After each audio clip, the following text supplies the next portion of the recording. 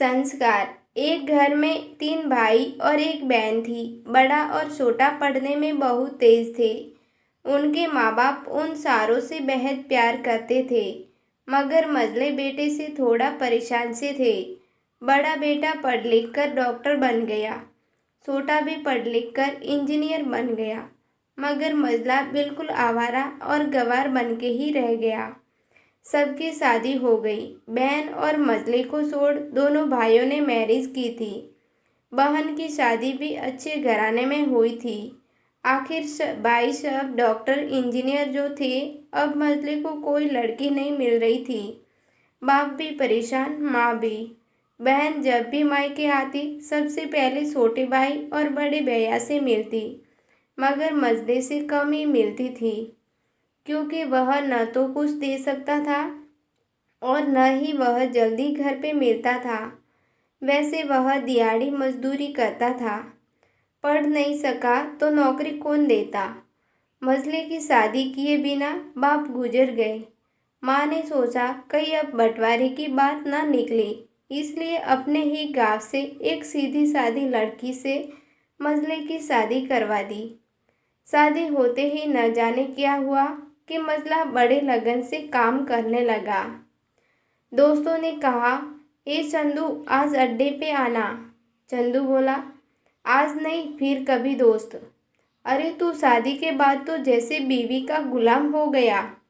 चंदू बोला, अरे ऐसी बात नहीं, कल मैं अकेला एक पेट था तो अपने रोटी के हिस्से कमा लेता था। अब दो पेट हैं, आज कल और होगा। घर वाले नालायक कहते थे, कहते हैं मेरे लिए चलता है, मगर मेरी पत्नी मुझे कभी नालायक कहे तो मेरी मर्दानगी पर एक भद्दी गाली है, क्योंकि एक पत्नी के लिए उसका पति, उसका घमंड, इज्जत और उम्मीद होता है। उसके घरवाले ने भी तो मुझ पर भरोसा करके ही तो अपनी बेटी दी होगी, फिर उनका भरोसा कैसे तोड़ सकता हूँ। कॉलेज में नौकरी की डिग्री मिलती है और ऐसे संस्कार माँ बाप से मिलते हैं। इधर घर पे बड़ा और छोटा भाई और उनकी पत्नियां मिलकर आपस में फैसला करते हैं कि बात जायदाद का बंटवारा हो जाए, क्योंकि हम दोनों लाखों कमाते हैं मगर मझला ना के बराबर कमाता है। ऐसा नहीं होगा। माँ के लाख मना करने पर भी बंटवारे की तारीख तय होती है। बहन भी आ जाती है, मगर संधू है कि काम पे निकलने के लिए बाहर आता है। उसके दोनों भाई उसको पकड़कर भीतर लाकर बोलते हैं कि आज तो रुक जा, बंटवारा कर ही लेते हैं। वकील कहता है ऐसा नहीं होता, साइन करना पड़ता है। संधू बोला, अरे तुम लोग बंटवारा करो, मेरे हिस्से में जो देना है दे देना, मैं शाम को आकर अपना बड़ा सा अंगूठा चिपका दूंगा पेपर पर। बहन बोली, अरे बेवकूफ़, तू गवार का गवार ही रहेगा। तेरी किस्मत अच्छी है कि तू इतनी अच्छे भाई और भैया मिले। माँ बोली, अरे संधू, आज रुक जा, बंटवारे में कुल 10 बीघा जमीन में दोनों भाई 5-5 रख लेते हैं और चंदू को पूछते नहीं घर छोड़ देते हैं। तभी संधू जोर से चिल्लाता है, अरे फिर हमारी चुटकी का हिस्सा कौन सा है। दोनों भाई हंसकर बोलते हैं, अरे मूर्ख, बंटवारा भाइयों में होता है और बहनों के हिस्से में सिर्फ उसका मायका ही है। चंदू बोला, ओ भी मूर्खता ही है। ठीक है, आप दोनों ऐसा करो, मेरे हिस्से की वसीयत मेरी बहन चुटकी के नाम कर दो।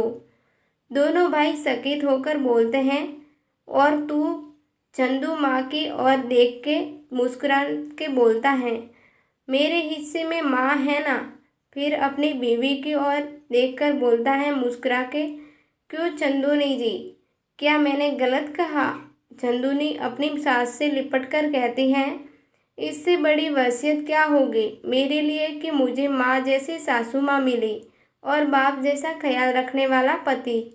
बस यही शब्द थे जो बंटवारे को सन्नाटा में बदल दिया। बहन दौड़कर अपने गवार भैया से गले लगकर रोते हुए कहती है कि माफ़ कर दो भैया मुझे, क्योंकि मैं समझ न सकी आपको। चंदू बोला, इस घर में तेरा भी उतना ही अधिकार है जितना हम सभी का। बहुओं को जलाने की हिम्मत किसी में नहीं, मगर फिर भी जलाई जाती है, क्योंकि शादी के बाद हर भाई हर बाप उसे पराया समझने लगते हैं। मगर मेरे लिए तुम सब बहुत अजीज हो साये, पास रहो या दूर। माँ का चुनाव इसलिए किया ताकि तुम सब हमेशा मुझे याद आओ, क्योंकि ये वही कोख है जहाँ हमने साथ साथ 9-9 महीने गुजारे। माँ के साथ तुम्हारी यादों को भी मैं रख रहा हूँ।